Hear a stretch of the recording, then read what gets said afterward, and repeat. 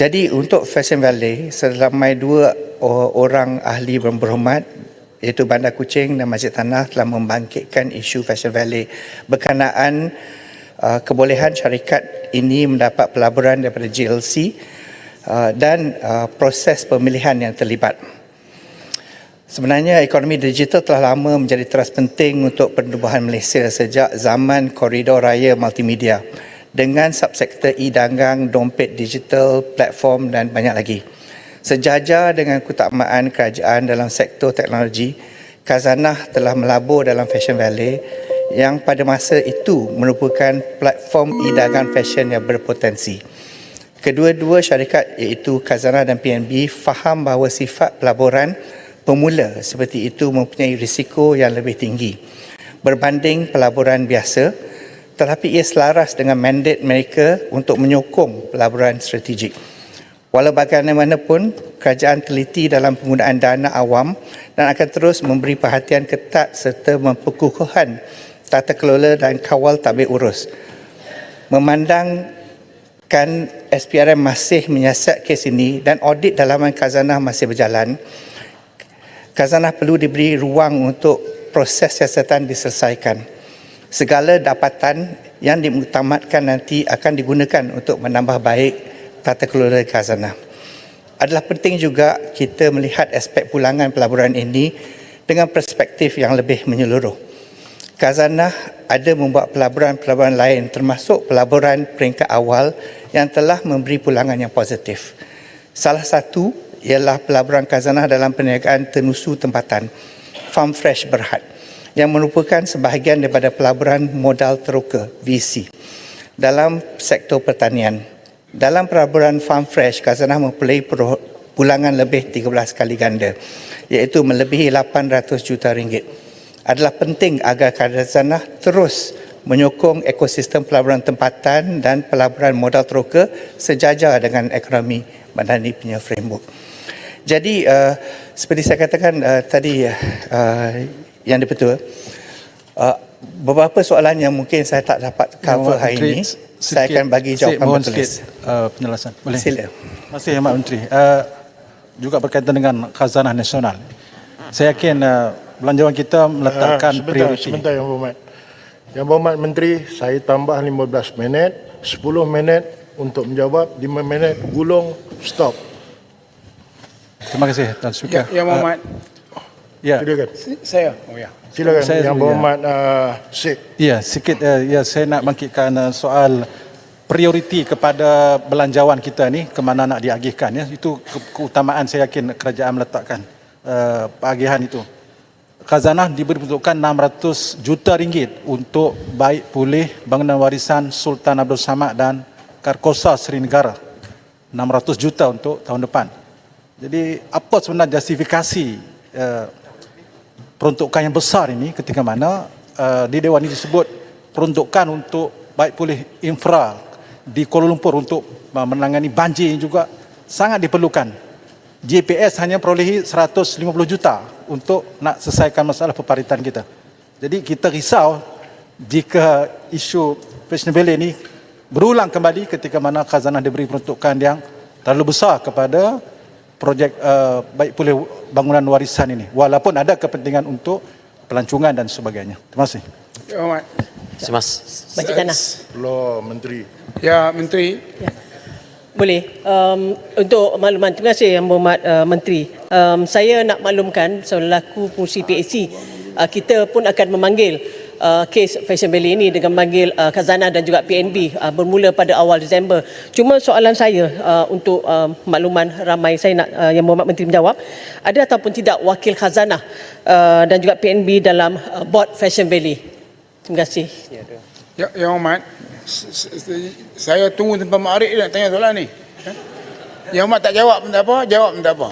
Jadi supaya mungkin saya tak pandai lah kalau bandingkan kawan-kawan saya, iaitu yang disebut T15 untuk selamatkan 8 bilion. Sebab di bawah sana orang panggil bajet ni adalah bajet anti mahakaya, anti orang kaya. Okey, mari balik tajuk ni. Yang Berhormat kata kita akan selamatkan 8 bilion. Maknanya kita dah tahu bahawa pendapatan lebih kurang kata 15,000 ke atas itu tak payah tak guna kad pengenalan, boleh pergi terus.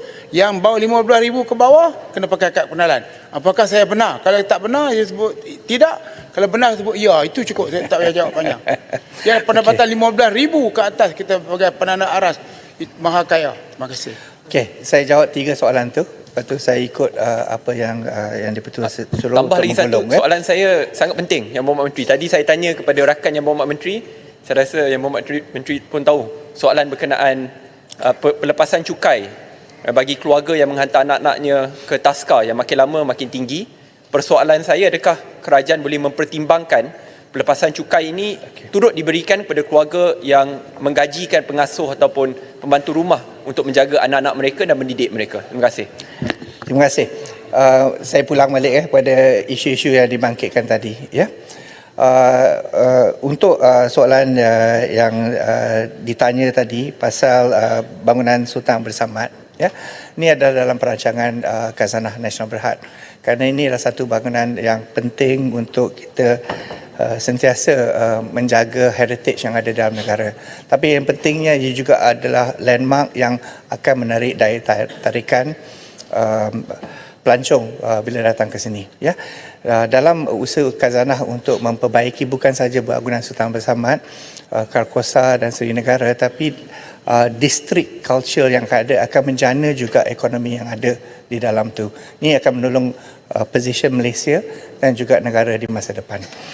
Yang kedua, ditanya juga wakil dalam Fashion Valley. Khazanah ada wakil kerana pegangannya adalah melebihi satu tahap yang dibenarkan ada wakil dalam lembaga Fashion Valley. PNB tak ada wakil. Ya. Yang ketiga, Arau bertanya basis tu kan. Mungkin saya nak terangkan satu perkara yang penting lah kan. Yang penting kita ingat ialah kalau kita sasarkan untuk subsidi ini kan, kita bukan saja kata kita dapat daripada golongan T15. Kita tengok di mana kita ada ketirisan yang ada. Di mana subsidi itu juga pergi kepada mereka yang warga asing dan juga digunakan oleh perniagaan, dan juga yang kita faham ada banyak juga yang menyeludup ke luar negara. Seperti juga kita nampak dalam diesel. Ya, bukan kita tengok kepada golongan T15 ke apa kan saja. Jadi kalau kita tengok dari segi dasarnya, kita tak ada tax kepada T15. Kita kata kalau harga barang tu X, dia bayarlah setakat mana yang takat tu, ya. Dia bukan lebih pada tu, dia tidak ada pulangan lebih pada apa yang ini. Bayar apa yang sepatutnya dibayarkan. Tapi usaha kita adalah dari semua kita akan dapat mengurangkan dan mendapat perkhidmatan yang kita akan gunakan balik untuk negara. Akhir sekali, YB Muar telah bertanya sekali lagi tentang pendekatan yang kita ambil untuk dari segi macam mana kita nak menolong mereka yang ada anak-anak dari sekolah dengan ni semua kan. Dalam bajet yang kita ada dalam 2025 ni, ada beberapa usaha yang kita telah buat. Pada masa sekarang, kita telah memberi pelepasan cukai pendapatan individu sehingga RM3,000 ke atas bayaran yuran taska yang berdaftar dengan JKM dan atau tadika yang berdaftar dengan KPM untuk membantu ibu bapa yang mendapat perkhidmatan penjagaan dan pendidikan awal anak-anak. Kerajaan akan terus mengkaji cadangan seperti yang diberikan yang dibuat untuk melihat boleh tak kita tambah baik, ya. Tapi buat masa sekarang dia masih kena tengok lagi dalam kemampuan. Ya, kalau kita tengok dalam bajet kita ada tahun ni juga, kita ada banyak penambahbaikan yang kita telah buat. Bukan saja untuk anak-anak, kita juga cover untuk ibu bapa, di mana anak-anak dapat menolong penjagaan ibu bapa. Kita juga memberi untuk anak-anak yang autistik, di mana kita membina 11 pusat permata baru untuk autism dan memberi juga pelepasan cukai untuk mereka yang terpaksa membelajar lebih untuk anak-anak mereka yang ada autism. Jadi prioriti kita bagi untuk mereka yang itu juga. Seperti mana kerajaan terpaksa balance dalam tahun ni balance kita macam itulah yang kita ada kemampuan yang kita boleh buat. Tapi bila ada lebih kemampuan, lebih banyak penyesaran yang kita dapat saving, lebih banyak hasil yang kita dapat, kita akan tengok di masa depan untuk macam mana nak menambahbaikan.